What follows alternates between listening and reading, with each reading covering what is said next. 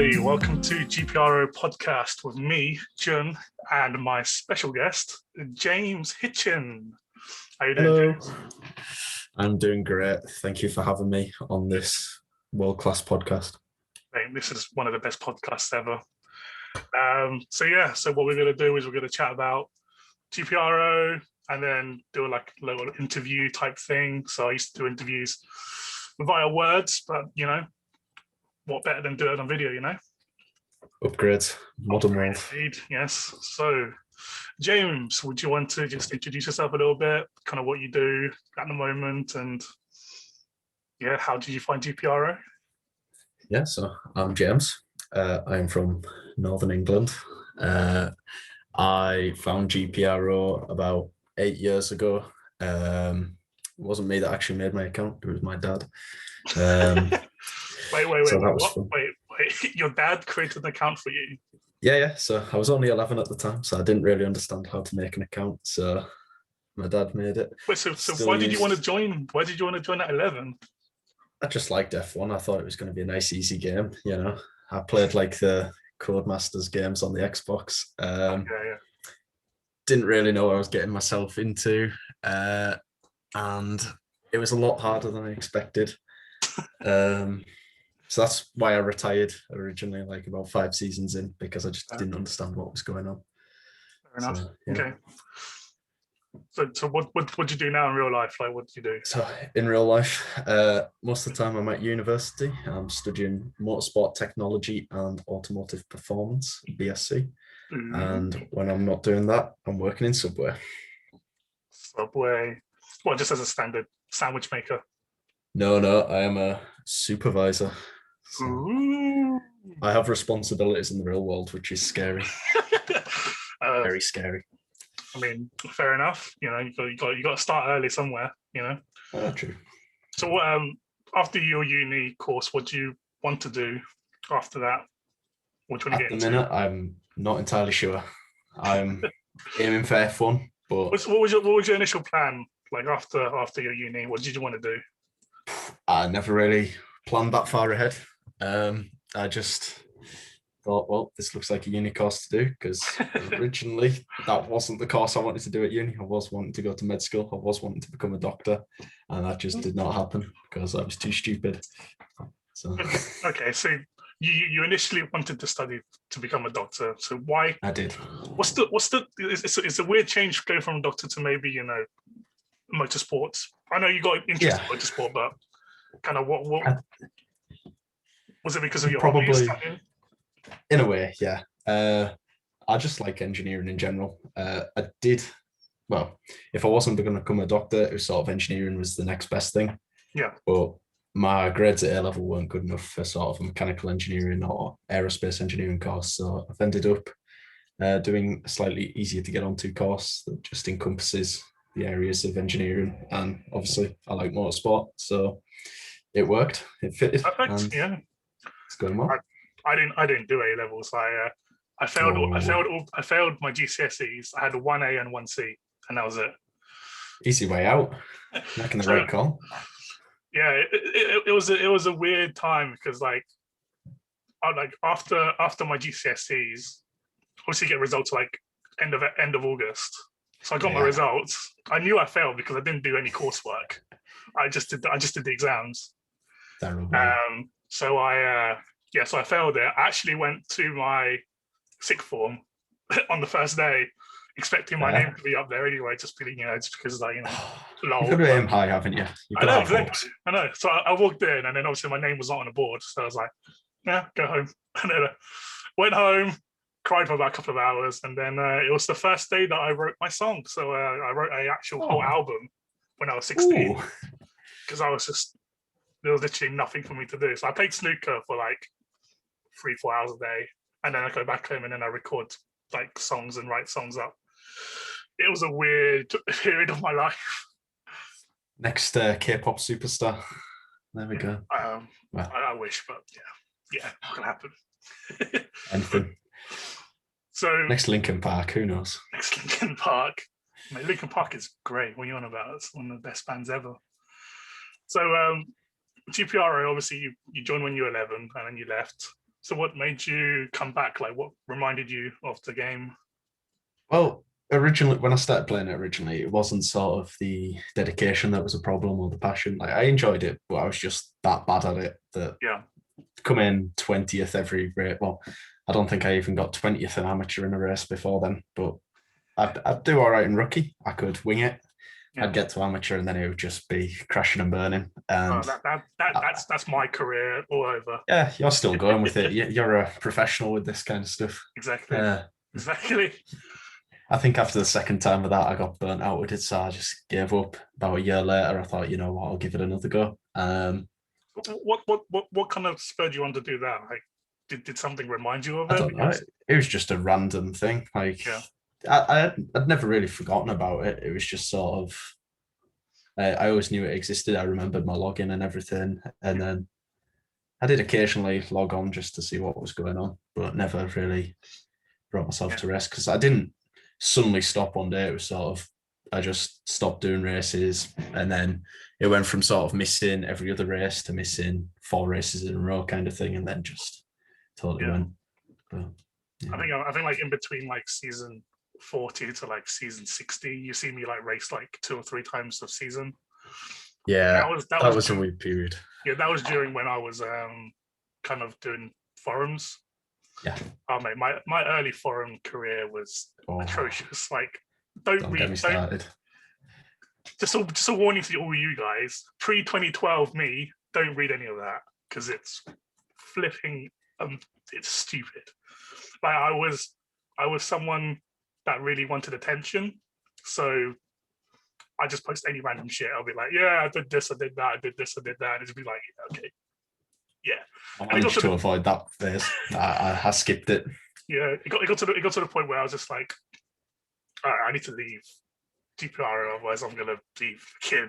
So I left it completely for 2 years. I was still friends with a lot of people that I met in meetings and stuff like that through Facebook, and I think either Jonathan Beagles or someone posted on Facebook, and it just kind of spring my mind like, oh, this game still exists.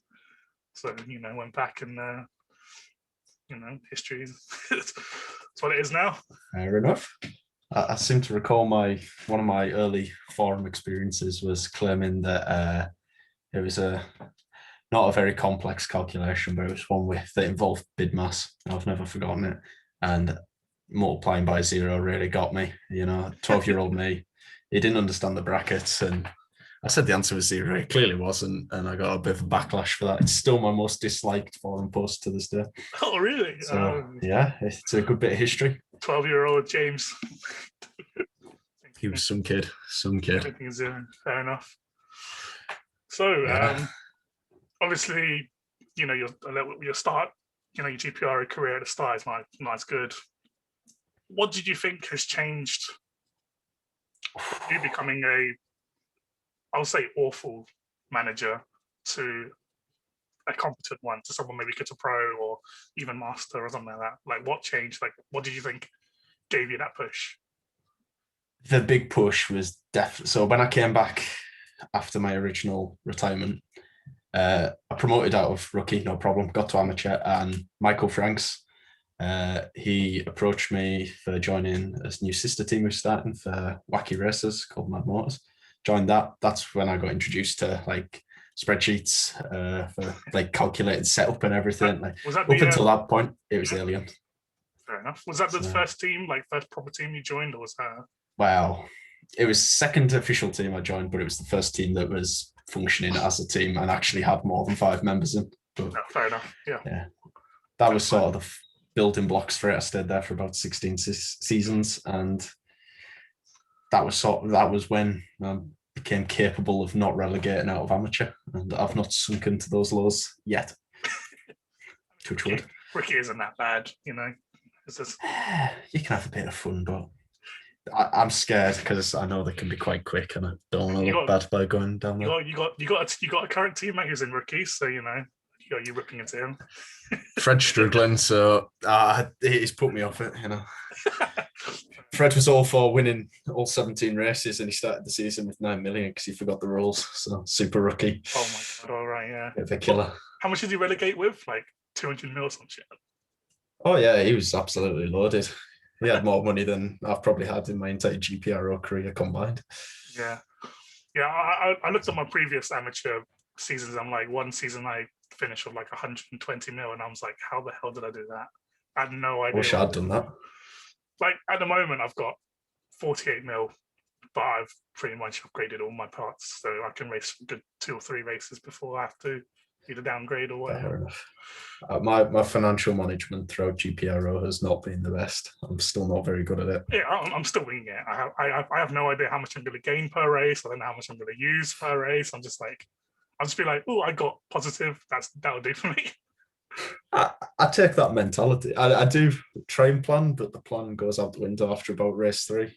Yeah. Sometimes I'll plan the parts that I'll use, but Oh yeah, I I never can't stick do to that. it. I'm just like I just do it one race at a time. I can't Uh, I can't seem to to. be fair, that's what I'm doing this season. So you're in pro at the moment, aren't you? I am How are indeed you first finding it? season back in pro. I was expecting to struggle quite a bit, but it's turned out I'm doing absolutely fine. I'm going for promotion next season. Spoiler. Season But 81. Watch out. big season. It's over. Everyone's So how going down. many so obviously your current team is Tem Edifice or Edifice. I don't know how you want to pronounce it. Oh, controversy. How do you pronounce it? Yeah, I pronounce it wrong, and I'm not going to say it. I can't say it on record. Max So will Team murder me. EDIFICE. That's the You one. obviously a wide variety of people there. So you obviously have your champions there, your Yep. Yannis, Fred, and obviously you have kind of multiple elite managers for Ahmet. Yep. Oh God. Peter used to be there, Max used to be there, and then obviously Was Peter in elite? Has Peter made it to elite before? actually. We need a fact check. We need a I fact have check no on this. idea. I'm having a look now, to be honest. I don't think he actually has. I think I just named him because he's an old school guy. Yeah, No, Peter's an old no, guy. he went master. Max was master. Wow. I actually thought he went to elite for 1 year. No, Peter could never pull that off. The only reason he got to master was because people holidays his account occasionally. Yeah, like I said, you got a lot of elite managers like Ahmet, Raffers used to be an elite. Gary used to be an elite. Yeah. Max used to be an elite. Yes, he did. He did. And obviously you got a new boy, Eric. Oh yes. I'm going to put it out there in the public. He did take my spot, but controversy. We'll leave it there. No, we're all good. Me and Eric are lovers now. We're fine. We're all good. But how did the Space and Edifice or Edifice first come about? So originally, at the time I applied, I wasn't that involved in the community. I was just sort of I'd make the occasional forum post, but I was mostly in the distance. I saw a spot came up. Edifice was sort of a team that I never really paid attention to elite apart from the early seasons. Yeah. So that was a team name I remembered from Toy Gun being the top guy when I first joined. So I thought, well, might as well apply, see what happens. What's the worst that can happen? I applied and I got it. I didn't expect to. It kind of caught me off guard, but it's been fun. I don't have any regrets joining. So that's good. That's worked good. out well. So fair enough. So was it a difficult kind of application? Like was it something you were fighting with other people with, or was it? I'm not entirely sure, to be honest. I've never found out. I've never asked. I can imagine there was probably, there'd probably have been better candidates, if that makes sense, like at the time. Yeah. I don't know exactly who. I don't know exactly how strong their applications were, but I'd say I definitely had competition. Yeah, fair enough. So obviously, I'm just looking at GPRO now, and obviously, the space you took was someone from was Pavel Spot, who did really well in Master and Elite. But yeah, so after you joined Edifice, obviously your career improved dramatically. Obviously, you moved from Van Popter to Edifice. Yep. Am I correct? So yes. What's kind of the like the biggest difference between those two teams? Because obviously Edifice is a kind of major championship winning team, whereas Van Popter was kind of in that running. Couple of teams there, part of a sisterhood, part of a whole group of teams. So what was the difference between moving from that to Edifice? The only significant difference, well, actually two differences, social side and the experience in Elite. They were the two differences. In terms of game knowledge, like tools available, all that kind of stuff, it was pretty much the same. Activity was about the same. But in all truth, the improvement in my results was kind of always going to happen in a way. So when I joined Edifice, I stuck with the plan from Van Popter. Didn't quite work out, didn't make it to Elite, dropped down through the ranks a bit. Okay. I think that would probably have happened whether I was in Van Popter or Edifice. Yep. Now is probably where the difference is coming. So I've definitely gone about a different approach on trying to make it to Elite this time. I've rebuilt an amateur, much bigger focus on financial side, because that's something that in Van Popter I sort of wasn't looking at myself as the inferior member. I was sort of seeing us all as being on an equal, whereas in Edifice I feel that I'm amongst people who are far more competent at the game, which is probably the truth. So except for Ahmed, but well, yeah. I mean, I practically do all of his stuff for him anyway. I pick his tires. We're in a group chat of us three, and yeah, he's that's true. He's definitely the low one of the three. Oh, definitely. It's like a sponge. He just soaks up our knowledge. Exactly. It's terrible. It's the same in Edifice. How is the leader? I don't know. I think it's just because nobody else could be bothered. I know. I think, I remember interviewing him and asked him exactly that question, being like, how the hell did you become a leader or something? I think Edifice just needs a Turkish leader, and he was the only one that's there. Yeah, he's the only one that fit the criteria. We did try to change. We tried to change Peter's nationality, but apparently he couldn't do it in time. So we changed Ahmed's one to Virgin Islands. You definitely can change Peter one to Turkey. Anything's possible. Exactly. Anything's possible. Fair enough. So, obviously, first GPRO podcast, I really want to talk about current Elite season at the moment. So we're in season 80, currently over the halfway point. As you can see over here, Joachim, I can't remember how to pronounce his name. Joachim Rang is currently in the lead with 67 points. So you've got Pablo Fernandez, who's second at the moment with 59. Rimontas is on 48 points in third place. Vil Poyanen. If I'm butchering these names, I'm sorry. It's like a lottery with these names. I'm literally crapping my pants right now. So yeah, Vil Poyanen is in fourth place with 35 points, and then Yug, our three-time current champion, I believe. No, he's not. He's champion 78.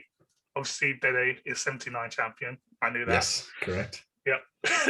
Dede's in sixth and Yug's in fifth. So who do you think is going to win this Elite Championship?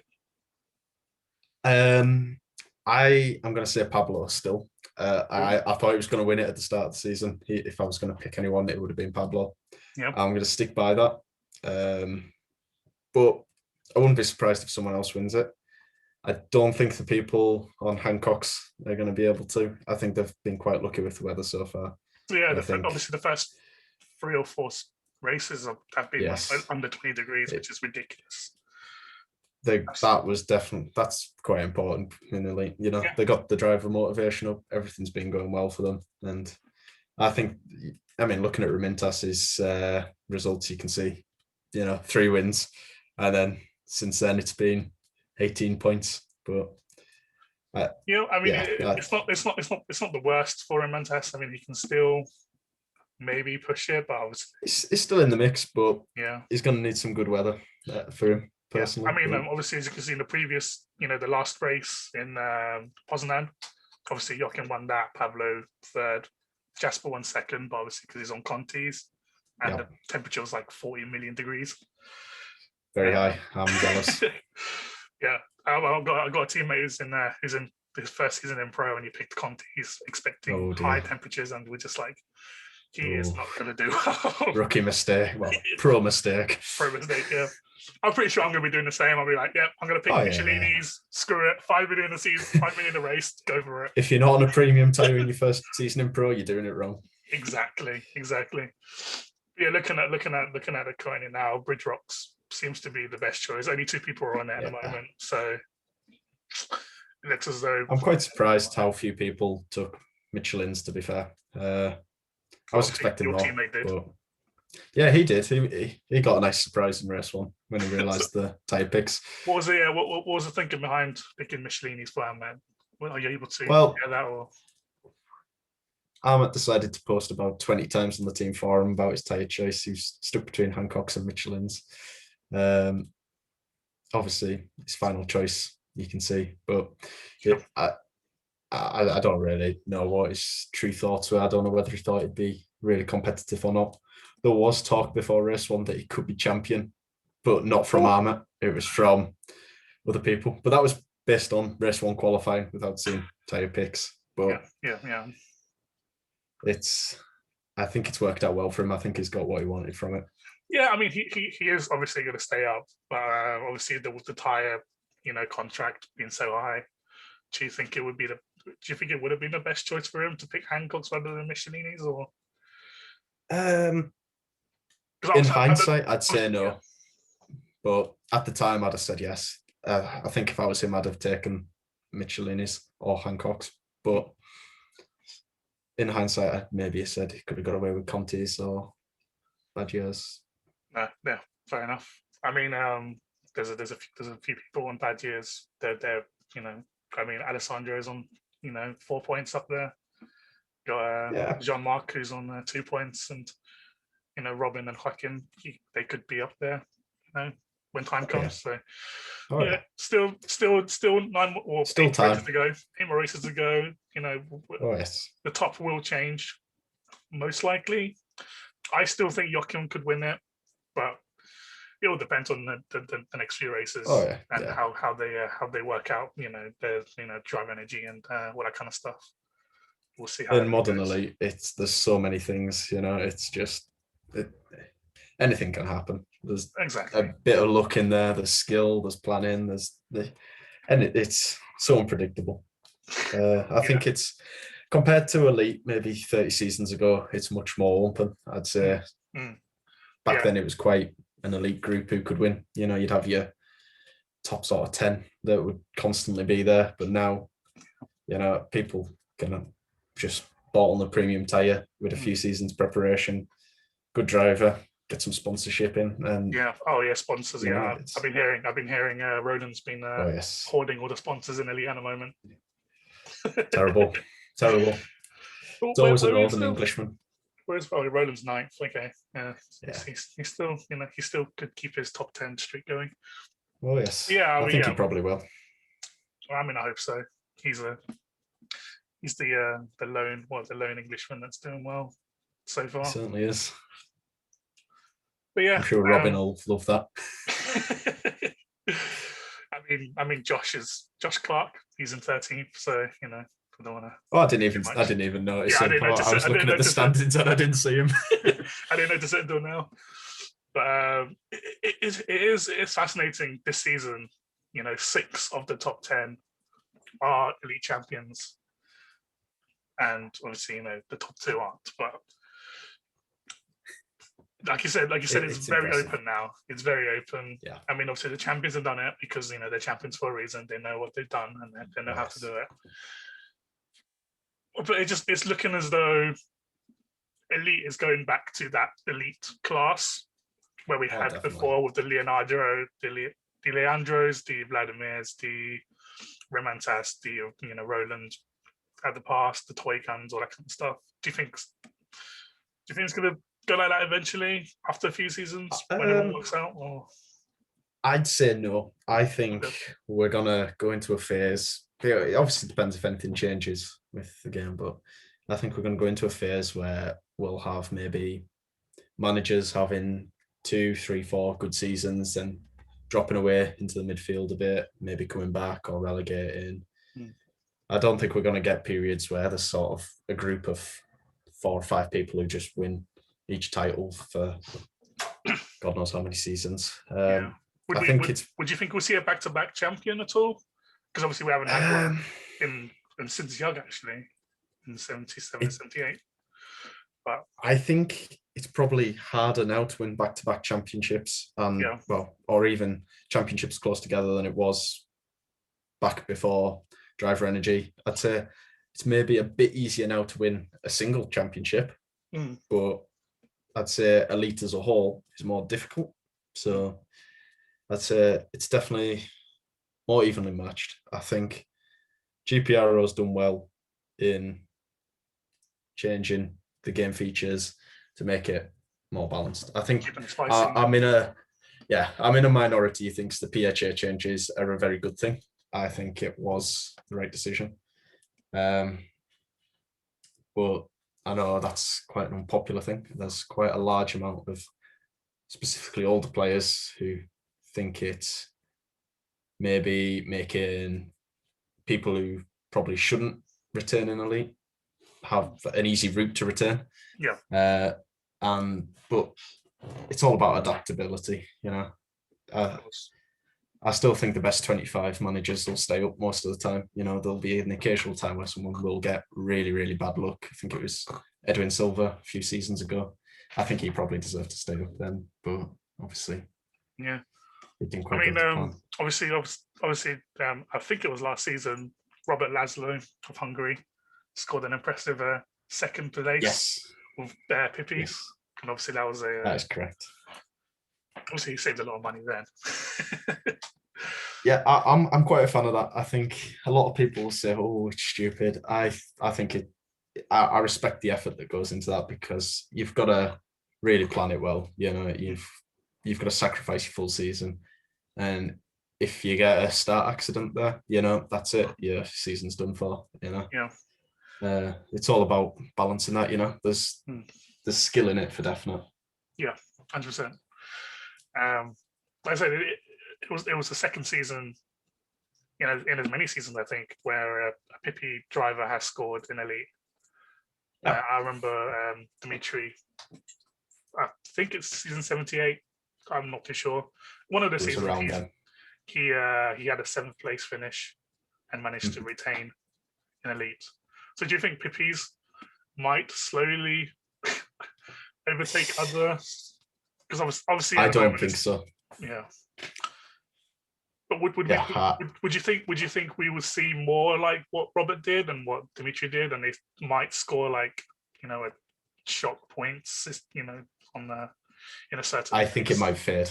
I think we're going to get less of that because people will find ways of countering it. You know, I think people are already starting to work out ways to go about it, because yes, doing a OBP, you know, like that on pips is it gets you another season in Elite, but sponsors wise, you know, race income wise, testing wise, you know, you're sacrificing a lot, and you may stay up, but I think somebody who say has a season of consistent results on Mitch's or something like that will probably be in a better position long term.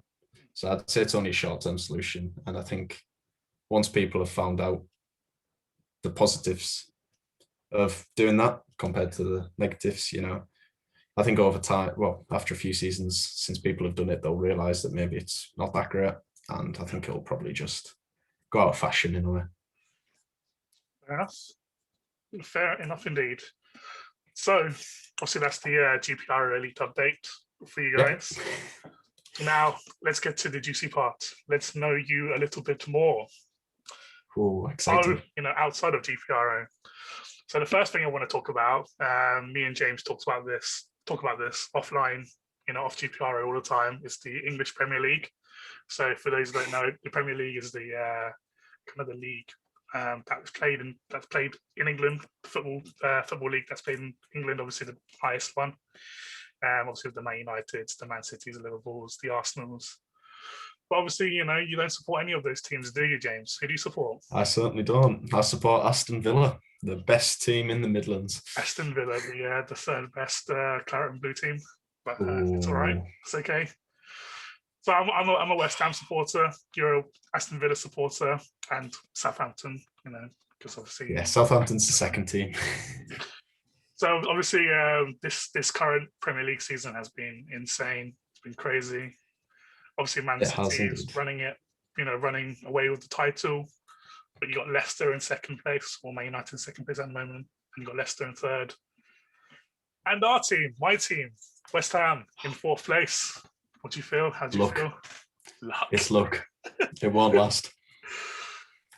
I mean, just for you guys as well. We did a prediction, like halfway through the season, predicting the end of season table, and I believe you put a certain West Ham, in fourth place. In fourth place, I did indeed, yeah. So that's going well. And as the West Ham supporter, and I put them in seventh, but somehow. Yeah. At the minute, I've got the top four pretty much right. Leicester and Man United tied up points. I had them second and third. Man City at the top. West Ham fourth. Yeah. Everton sixth, I think. That's. Did you put Leicester third? I can't remember. Leicester, I put a second, and I still think they'll get ahead of Man United. I did put Aston Villa fifth. Oh. I mean, you got a couple of games in hand. Well, it's a couple of games. Yeah, a couple of games to us in hand. So win both of those. 2 games, I think. Yeah. So it's possible. Fair. Yeah. I mean, this season is insane. I don't know what's going to happen. I don't know. West Ham could be third. West Ham could be second. Who knows, man? It's just crazy. The amount of stuff. I think the only thing that's nailed on is Man City winning the title. I think that's probably. Yeah, I don't see. Yeah. Unless because we got Man City next. So if we beat Man City, who knows? Who knows what could happen? Possible. But to be fair to Man City, they've got a pretty good lead. They've not got any real major injuries, so I can't see them being stopped. They're on a 18-game winning streak. It's ridiculous. It's ridiculous, yeah. It's insane. I mean, Leicester's doing really well. Man United's doing good. I don't know. I don't know what's going to happen. Chelsea fifth, Everton sixth. I think Villa seventh, right? I believe so. Yeah. Yeah. You got. Oh no.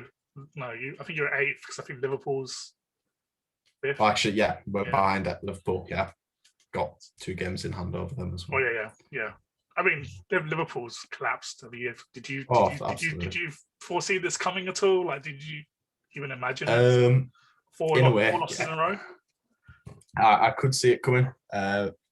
Jurgen Klopp, he just does not rotate his squad at all. It was only a matter of time before, they've stuck with the same players for many, many seasons, Then when you're playing the players that much over such a long period of time, you're going to get injuries. And I think it's caught up with them. Yeah. I mean, the summer transfer window this season, when I saw Liverpool didn't buy anybody, I was shocked. I was literally being like, I mean, I know you want to put faith in your team, but you have to at least get some other people in. They should have invested, and I think they're feeling the effects of that. No, that's fair. Speaking of the transfer window, what do you think's been the best signing of the season so far? Oh, that has got to be Emi Martinez. He was a good signing. He was 5 million or something. He was like 5-6 million. It was cheap. I can't remember the exact number, but it was good value for money. I think it's the best bit of business anyone did in the league. Martinez from Arsenal. Yeah. Oh yes. I mean, he played in the FA Cup final. No, not FA Cup final. He played in some sort of final. Yeah, I remember watching it, and I didn't think. I never really thought anything of him. And when I heard about that we'd signed him, I thought, oh great, he's not going to be much better than Jed Steer. He'll probably just be about as good as. And how wrong was I? I mean, Villa's start to the season was lightning fire. It was insane. It was crazy. I think the run of form before Christmas was just unbelievable. El Ghazi was. Yeah. I mean, Watkins was scoring. You got Grealish in the middle. You got El Ghazi in the middle. And you got Konza at the back. Konza and Mings, incredible partnership. I don't think Mings on his own is that great, but I think when he's partnered with Konza, it works well. They give each other confidence. And with Martinez behind them, it works well. I mean, Martinez was a huge signing for you guys. Absolutely. Obviously for us, Sufal was a great signing. Yes, I agree on that one. I might even go to say Lingard in the January transfer window. Yes, I think Lingard's, to be honest, my bold prediction is Lingard will sign for West Ham in the summer. I bloody hope so, because I think it will happen. His kind of, relationship with Declan Rice, with all the English boys, I think it's second to none. And then you got Sufal and Suchek, the Czech boys in the middle and the right. I think next season, if we do get to Champions League or at worst Europa League, I think Lingard might move. Well, yeah, I can see it happen. Yeah, definitely, because he's enjoying his foot. But he looks happy. He seems like he's enjoying himself. He's doing well. I think it'll come down to whether Man United want him back. I can't see them wanting him back. I think our biggest worry is his wage and what we have to pay him. It's going to be. I do think he'd probably take a wage cut though if it means getting more game time and getting to be a leading figure in a squad. I think he's at that stage of his career where that's what he'd want. Yeah, I just realised next year is the World Cup season, so he might actually want to move to West Ham to play constantly to try to get into the team. That is true. Yeah, Qatar. He might want to be in the English team, so he might move. Stands a good chance. Yeah. Yeah. We might think England stand a good chance too. I mean, the last few World Cups, you didn't have a single West Ham player. Yeah. Obviously, in 1966, who won it? Obviously, West Ham won the World Cup.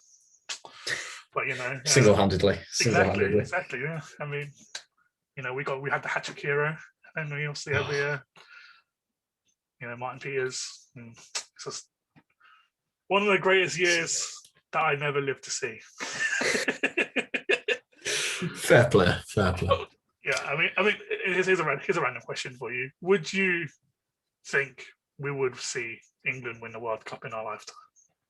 Would we? I am going to say yes. Yes, I think we will. Definitely. And I think it's not far down the road. I think it'll happen soon. I tend to agree with you, but obviously we had the golden generation in 1998, 2002. With my unpopular opinion is they weren't golden. I don't think they were a golden generation. I think they were overrated.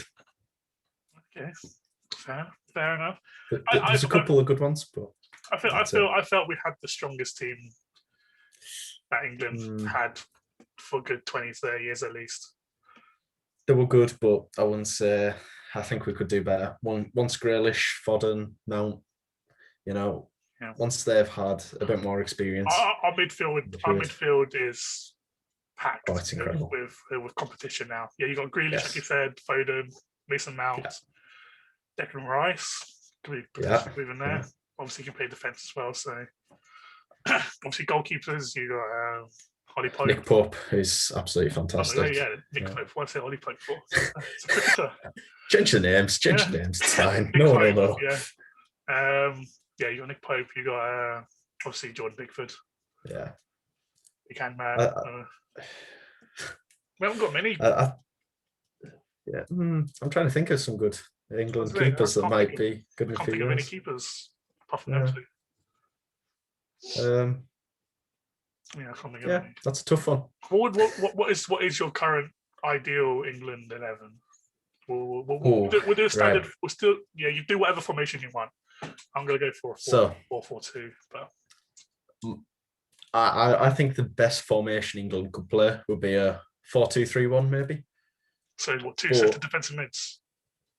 No, I'd go 2 centre backs, 2 supporting wing backs, a central midfielder with sort of more of a defensive kind of focus and a sort of a deep line playmaker kind of role as well, and then 2 sort of inverted wingers or inside wingers, and advanced playmaker and an advanced forward. I think that would be the best way of doing it. So obviously, you would much rather play a lone striker than maybe 2 support each other.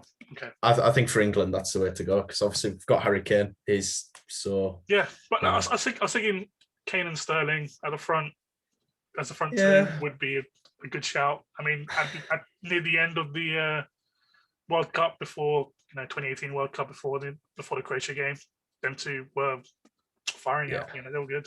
They were good in the front. I think the issue with Sterling is he is starting same with Kane. They've got limited World Cups left. I think if we were to play two up front, I'd put Harry Kane or Sterling with a younger striker, maybe your Ollie Watkins or something like that. But I don't know. It's a tough one. It is, yeah. I mean, so who'd you put in goal first of all? In goal, Nick Pope. He'd be my first choice, definitely. Yeah, that's mine. Yeah, my choice too. Nick Pope. Great. Playing for Burnley at the moment. Very good. Yeah. Very good I think he's got the highest shot saved percentage or something in the league at the minute. Most likely. I mean, he is. I mean, obviously you got Henderson for Man United. He's been doing pretty well. But, yes. Yeah, but I think Pope over Pickford. So I would still have Jordan as second choice because I think he's got the passion and it's shown that he's capable. But I think Nick Pope's probably, at the minute, he's in better form. That might change when it comes to 2022. But I mean, I think I was just going to have a look at the table at the moment and then see kind of how many they conceded each team. I think probably Burnley will be up there. Definitely. So Everton, they've conceded 33 goals. Yeah. Burnley have only conceded 30. So yeah. There we go. No, that's fair enough. Yeah. It's interesting. I think probably I think more for England rather than the pick of the keeper. I think the choice of the defenders, that's gonna be where the difference really will be. Yeah. So we've both got four at the back. Who's your left and right back? Trent Alexander-Arnold and probably Luke Shaw, maybe, or Ben Chilwell, one of the two. And I don't think Chilwell's playing as well as Luke Shaw is. I mean, Luke Shaw has, this season at least, has been revived and doing really, really well. Yeah. I think you've got to consider the teams to play in as well. It's Chelsea compared to Man United, quite different dynamics. I don't know. I think they're both quite good, and it'll probably come down to who's in better form at the time, really, on who gets it. Oh yeah, and I mean, if we're talking about Leicester's Chilwell, then Chilwell over Shaw every now, Oh, definitely. Every day of the week, but because he moved to Chelsea kills players' careers. Yeah. Like, I don't know. I think it's the pressure, It's just.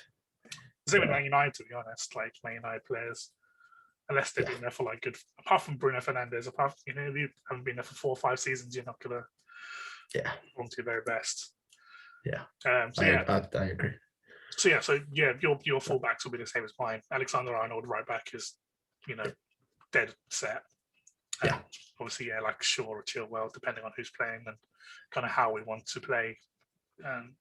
It's the opponents that counts, and it's the opponents that will determine whether who play in each position. Definitely. So your 2 centre backs, who would you want to choose? That's more of a tough one. I'd probably put John Stones in there. I'd definitely give him a chance. I've got Stones as a dead set one. At least. I'd probably put Konza in, but I feel that might be because I'm a Villa fan. I think he's quite quiet, but he gets on with it. He makes some great clearances and he works well with other people. Fair. And I think his personality fits. I've got one name for you. Brexit Beckenbauer. Mr. Craig Dawson, man. Come on. Craig Dawson is an absolute beast for West Ham. If the World Cup was this summer, I'd say no. But because it's not, I'd say I'd probably have him in the England squad. I think with a few more seasons of Premier League experience, I'd put him in. Oh, yeah. I mean, especially if he keeps this up. I mean, yeah. For the World Cup, experience-wise, he hasn't played a single game for England. Has he? No, I don't think he has. I don't think. But international experience-wise, he's just not there. Yeah. But judging by just Premier League form alone, he's got to be up there now. He's got to be up there with everyone else. He's definitely very capable. He's very solid at the back, good in corners, in the air. Just aerially, he's just a beast. absolute legend. Wish I can sign him in the summer. If Watford doesn't get promoted, I'm 99% sure we're signing him. Yeah, I can see it. We're gonna be fighting for other people for that signature for sure. Definitely. Another name for centre back that is quite underrated, Mr. Keane of Everton. I think he's actually quiet, but he's good. Michael Keane, yeah. I mean, he's been slowly. I mean, obviously, doesn't help that he conceded 33 goals in the current season, but he does do a job. He is solid at the back. It's not just one defender. It's the whole line. But obviously, I think I just haven't seen any standout performances from him. I mean, apart from against Liverpool, maybe Liverpool, he played really, really well. He was very secure at the back. I think the consistency that he's had, that's probably been his strength. He's not had any standout performances, but he's not had any real shockers. Attacking wise, he's got good attacking potential for a centre back as well. And I think if you pair him with someone like John Stones, we forgot about Slabhead. I wouldn't have him in. I think he's absolutely terrible. You wouldn't have Maguire in there. No, I think he's really overrated. I think I think if Man United had a different centre back to Maguire alongside Lindelof, I think they'd probably be doing a lot better and would be giving Man City a run for the Championship right now. I mean, I haven't really watched many Man United games, so I don't actually know. Oh, but yeah, I mean, I can understand that. I mean, we played against them in the FA Cup, and he was very shaky at the back. When we played him, we didn't have Lingard in thing, but Antonio was providing a lot of hassle, and England is pretty bad playing at the back. So if we do play through the back and have Maguire there, it's a recipe for disaster. Yeah, it's going to be see you later. We're not going to bye World Cup for sure. Yep. Bye qualifying any further in the group stages. Yeah, that's true. That's true. So we got a good back four. We've got very good back four. Yes. So we'll go with your fair enough. 4-2-3-1. So two centre mids. My two centre mids at the minute would be, well, I'd have three that I'd probably rotate. I'd have Declan Rice, Mason Mount, and probably James Maddison. Okay. Would you put Maddison that far back? Yes, I think he wouldn't. In the midfield, I'd probably put one more with a defensive focus, which would be maybe Rice, yeah. And I'd have Maddison more making plays upwards rather than backwards. More of because in a 4-2-3-1, really, it's quite an attacking mentality that you'd have to take with that. So I think it'd fit. But I'd also quite like Henderson in there. I think he's a great leader. Yeah, I was thinking of if we're not playing Rice, we want Henderson and Mount. Yeah. As the back two, as the two anchor centre mids. Right. I wouldn't want those two to play. If Rice is playing, then someone like Maddison could potentially, because we got potentially a really good centre defensive mid in Rice that could go both ways. That can attack and defend. Yeah. Maddison can have that creativity up front. But yeah, I mean, Henderson is our captain, isn't he? Or is Kane our captain? Henderson is our captain at the minute, I think. I think Harry's the vice captain. I might be wrong. That might have changed. I'm not sure. I can't. But, I haven't seen an England game in so long. Oh, neither. I just forget to watch them. Yeah, I think there's no England game that really excites me now, apart from the Euros or the. Is the Euros happening this season? This year? It is. I believe it is meant to happen, but I'm not sure where. So I know they're splitting it into loads of different countries. So Wembley's going to have some. The days when Villa Park was part of it, Old Trafford, Anfield just got everywhere in England, but now it's just Wembley. Sometimes. I know. Tell me about it. So yeah, we got a good back four. We got Okay, so we got Pope in goal. We have TA, Alexander-Arnold, right back. Let's just say Luke Shaw or Ben Chilwell on the left. Yeah. We have John Stones. Correct. And Jonathan Centre. You said Konza, but yeah, we might Konza put Michael Keane in there. Yeah. Yeah. And then we'll put, let's say, okay, we're playing against Portugal. Who knows? We'll play against Portugal now. Rice and Mount. We'll have Rice and Mount for that. Yeah, I mean their partnership is really good. I mean, because obviously they're friends since the beginning. So, all right, the attacking three. Yes. Let's do the striker first. The striker is just the number, striker. We'll go striker. Yeah. So, Harry Kane, first choice striker, no doubt. Yep. I have no arguments with that. I'd probably have Patrick Bamford in there, or Ollie Watkins maybe on the bench. I know Vardy doesn't want to do it, so I'd have Watkins over Bamford just because of the season that Villa is having at the moment. Yeah. Compared to Leeds. I mean, Bamford hasn't really been scoring. Well, he has been scoring, but hasn't been scoring as many as Watkins has been. Yeah. His conversion rate's been a lot lower. Yeah. But I think his influence in terms of the midfield is maybe higher. Bamford tends to drop back a bit more. Watkins is definitely a number 9 out and out. He's a out and out. It's like, in many ways, as another Harry Kane. He's a real striker. Whereas I feel Bamford's more of an all-rounder. Is Villa playing one out front, or is it? Are you playing? Yeah. So Villa plays 4-3-3 kind of thing. So it's Watkins is the lone striker. Yeah, so he'll be used to being, the solo striker in front. Oh yes, fair enough. So okay, let's go attacking midfielder and the 2 inverted wingers, or however you want to do it. So Foden, I'd definitely have in there. Foden central attacking mid. That's my guy. Yeah, I would choose him. I'd have Grealish on the left, no doubt. Okay, those 2 nailed on. On the right, I'm not too sure. That is a much tougher one. I've got Sancho in my mind. Right? I was thinking Sancho. I was also thinking possibly putting Sterling there because I know he can play there. Yes, yeah. Tammy Abraham, I don't know if he can play there, but I'd want him in the squad at some point. I think he's got the potential. Yeah. But I think he's more central. So so he'll probably what, central attacking mid or an actual striker? Attacking mid. Okay. Yeah, I can't see anyone replacing Foden in the middle. For the time being, I agree on that one. But Grealish on the left. Yeah, I didn't know Grealish played on wings. Like, I thought he was a central. No.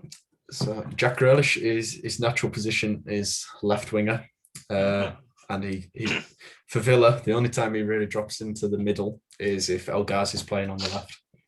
So at the minute El Ghazi is not playing. So. Fair enough. I always thought Grealish was a central player, but obviously I think that's where he did start. He did start off in the middle, I think, and he's moved to the left more recently. Yeah. So yeah. Fair enough. So I agree with Foden. Grealish, I can see good. I mean, Grealish is doing really well for Villa. I said Villa's just doing well in general. So I can see. I mean, is there any other options on the left that you can think of? Because I can't really think of any attacking left midfielders. We got Lingard, but he doesn't really play off the Lingard, yeah. Rashford, maybe. Yeah, you got Rashford, but I'll put Rashford more in a central position rather than left. I think with the left and the right, it's going to be a case of just filling it in with people who can play that kind of thing and have had a good season. Yeah, I think that's the whole. Yeah. I mean, 4-2-2 could be interesting. Or maybe 4-2-3-1, but with 3 central mids. But even that, who knows? Yeah, it's just because obviously we've got attacking, wing backs and Alexander-Arnold and Chilwell. So they might not need anyone in the wings. They can just true. Go it alone. Yeah, exactly. Yeah, I mean Alexander-Arnold, his delivery is pretty good anyway. So same as Chilwell. So Might not need the other two, you know. I mean, I'm on the wings. You'll never know. Just put Never know. everyone in the middle. Yeah, why not?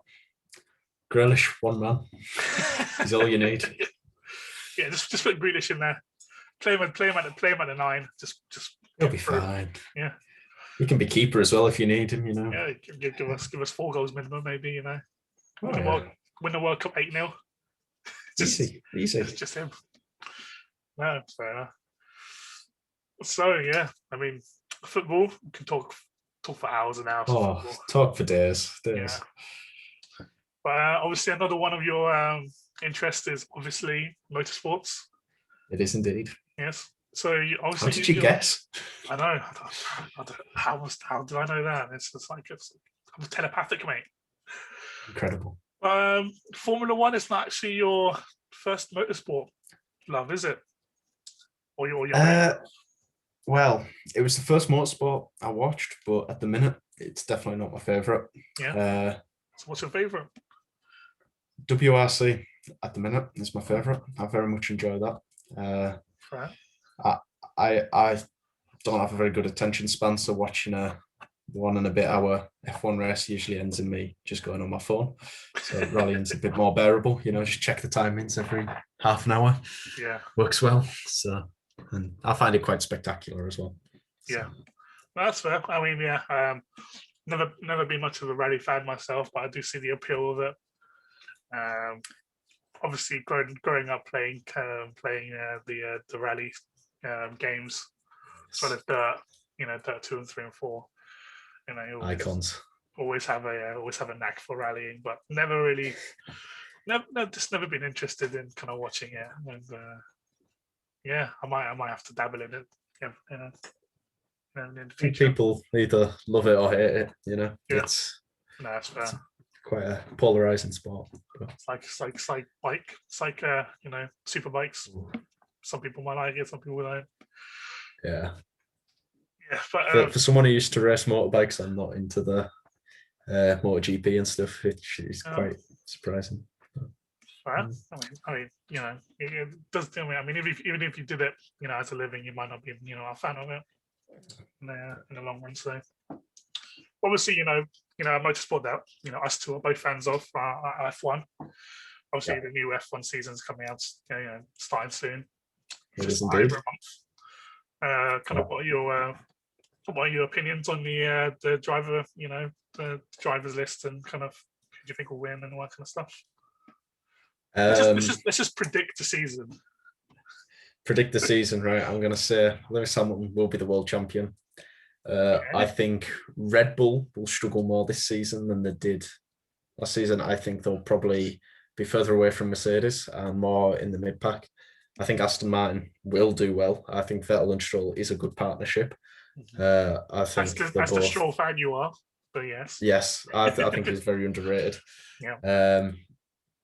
I think Carlos Sainz will really struggle at Ferrari. I think Leclerc will beat him much more convincingly than he did with Vettel last season. Okay. I think at McLaren, Daniel Ricciardo will be by far the best driver. I think he'll probably be the best of the rest. I think Perez will struggle at Red Bull. I think Verstappen will find him more of a threat than Albon, but I still think he'll easily get the measure of him. I think it'll just be like Ricciardo. So would you, in the constructors, do you still think Red Bull could finish second if Mercedes? I think they will. Yeah, I think because they've got Perez, he'll bring more points than Albon did last season, but I think Verstappen will get less points than he did this season. So I think they'll still scrape second. And if I had to pick who's finishing third, I'd go probably Aston Martin. Yeah. I mean, it's a good shout. I mean, Aston Martin has. I mean, we haven't seen the car review yet, but I would assume they'll be having a really, competitive car. Do you think Williams will be scoring a point this season? I think they will. I think they'll be the 9th fastest team. I think they'll be better than Haas. I'd like to think they'll get a point, but I think it'll depend what their philosophy is with the car. If they've got a very high drag and high downforce car, I can see them getting points at somewhere like Hungary. If they've gone very low drag and slippery, they'll probably get points at somewhere like Spa. But if they go consistent, then maybe they won't get points. Who knows? It'll be a struggle. But yeah, I mean, it is difficult trying to predict it now when we haven't. We've only seen three of the 10 cars that are going to be on the grid. But this season would be, I like I said in the forums, I feel this season's drivers kind of lineup is the strongest yet. Stronger than 2020 for sure. Oh, okay. Why do you think that? I think 2012 was the strongest we've ever had. Okay. I think there's a lot of drivers on the grid who, at the minute, who look capable, but the reality is they're probably not that great. Mm-hmm. I don't think Ocon's very good. I think he doesn't belong in F1. I think Yuki Tsunoda has the potential to be a good driver, but he's not ready for it. He needs another season in F2, if you ask my opinion. I think, who else is there? Nicholas Latifi. As much as I like the guy, he's not F1 material. Nikita Mazepin, I don't think he's F1 material, and he never will be. Mick Schumacher, I think he's quite overhyped. I think he's F1 material, but he's not a top driver. But obviously there is Lewis Hamilton on the grid. But when you look at compared to 2012, they had Hamilton, they had Vettel, we had Schumacher as well. There's Alonso, who's obviously coming back. Yeah. But when you look at the lower teams from 2012, you had Timo Glock driving for Marussia. You had Heikki Kovalainen. Even the bottom teams had very competent drivers. So I think strength and depth. I mean, compared to last season, would you think it's stronger, or do you think it's weaker than last season? Weaker. I'd definitely say weaker. Okay. I think the main downgrade is at Haas. I think Grosjean and Magnussen were far better than Schumacher and Mazepin. I agree with that one. Grosjean and Magnussen, they're two very capable drivers. They put they get the most out of the car, and obviously Haas wasn't the best car in 2020. They still managed to try to push for some points, and at least fighting the middle of the pack. I believe this season 2021 is stronger than 2020 only just because the 2020 drivers, I feel, they were just very disappointing. I mean, Albon was disappointing, Ocon was disappointing. Perez and Stroll was majorly disappointing in Racing Point. Even though he got the pole in Turkey, I still feel as though he didn't perform as well as he should have done. I mean, he got a podium finish in Italy, but that was just a company. I think Lance was probably quite badly affected by COVID. If you look at the results, COVID was a massive thing in general in 2020, definitely, which kind of affected a lot of drivers. But Latifi was awful. Oh yeah, but definitely. Obviously, with another year of experience under their belt, I feel as though they might be. I think Nicholas might be. I think Nicholas will probably be the most improved driver, but I still think he'll be a long way off because in qualifying, he was absolutely shocking. I remember Turkey when he was like 3 laps down at half distance, but in a regular race, which is like just going standardly, like your standard, like Spain or something on a Sunday, I think is a good match for quite a few of the drivers on the grid, but he needs to get his qualifying sorted. Definitely. He needs to get to Q2 at least once this season. Its pace. I think they might replace early. Yeah. If he consistently goes. Potential. Depends how much it'll cost them. Yeah. We'll have to wait and see. I mean, how much is Latifi bringing money into Williams, I'm assuming? Yeah, I think he's bringing the Lavazza, he's bringing them in as a sponsor of funding quite a bit. His dad is also putting in quite a few million, like I think 30 million or something like that. It's a lot of money. Fair enough. And I think in his there was talk of the new Williams owners getting rid of Latifi for this season, but I think in the end it was to pay him out of the contract. It would have just cost them too much. So No, I think they're sticking with him for that reason. But I can't see him getting another season after this one, no matter what happens. Well, not even when he beats if he beats Russell, if he beats George. I can't see it happening. I think the damage is done. He's got the pay driver tag, and I think that is pretty much a death sentence in F1. No, that's fair enough. I mean, yeah, I can't see George losing to Latifi in highly unlikely. It's a new season. Anything can happen. We've got to wait for Bahrain. Got to wait for Bahrain at the end of March, and go that way. But yeah, almost done. Almost done for the podcast. It's been nearly an hour and a half, to be honest. I don't know how long we've been doing it for. Stretching it out. Exactly. But obviously, in GPRO, we do have these official meetings. Potentially having one in Barcelona, end of October. You gonna attend, James? I might be. I'm very much considering it. It depends on the whole COVID situation and university, but as it stands, it is something I'm looking at, and I definitely think, well, there's a good chance I'll be there. Good chance. Good.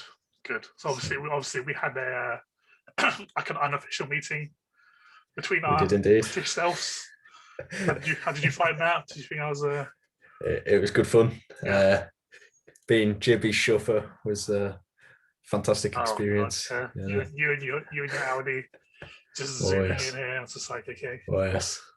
I had my company car that day, so it's like you did indeed, and I put you to shame in a drag race up the was it the A19? I can't remember what road it was. It was a road, and A16. I was going like 80, 85, and I was like, yeah, I'm not going to bother chasing this. Correct choice. I just let you go. I did think I had a speeding ticket after that journey, but you didn't receive got away. I didn't get it in the end. Got the flash, but no ticket. So, happy days. Maybe your car registered somewhere else, and it's just sitting somewhere. Possibly. Maybe them reflective number plates. Who knows? Could be anything. Fair enough. Look at it like, I can't see that. Yeah, screw that. Can't bother. Too much glare. Yeah. Do you think would the meeting would happen this year? Bearing COVID and all that. Do you think we would have? I think it will. Yeah. Definitely. I mean, I really do hope so. I mean, I've been in my house since the start of January. I haven't been out at all. It's been dull. Yeah, this year the lockdown is definitely worse than last year. Last year was a kind of a newish experience, staying at home, trying to do stuff. I'm different because first lockdown, I came back from uni. I got used to nights out and everything, and I didn't have work or anything. Whereas this time I'm working quite a few days of the week, and I sort of got used to the quieter lifestyle because obviously at the minute I'm not at uni. I'm back home, and life at home is much quieter than uni life for me. So no, that's fair. Lockdown is quite normal. Fair enough. Been going out exercising or just been at home? I've got a home gym, so I've been going in that most days. Probably the healthiest I've ever been in my life. That's fair enough. That's fair enough.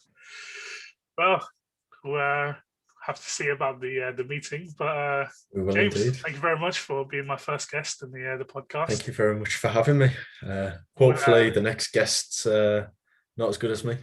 Oh no, you always could be the best, mate. You're my baby. I'm pleased to hear it. It's such an honour. Yeah. But no, James, thank you for giving your time for the podcast. I'm going to try to post this on YouTube, and then hopefully do an audio version and post on Spotify. Hopefully, wait. So everyone can listen to it when they drive or do whatever. I'm sure it'll be very popular. Very popular. Oh yeah, millions. Our soothing voices. It's gonna get. I'll give you your appearance fee. No worries. As soon as I get paid, you'll have your fee for now. Yeah. I look forward to those 10 pence coming into the bank account. I'll get you a beer. How about that?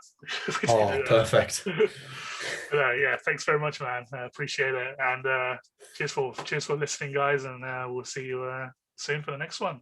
Goodbye. Thank you for having me. Goodbye.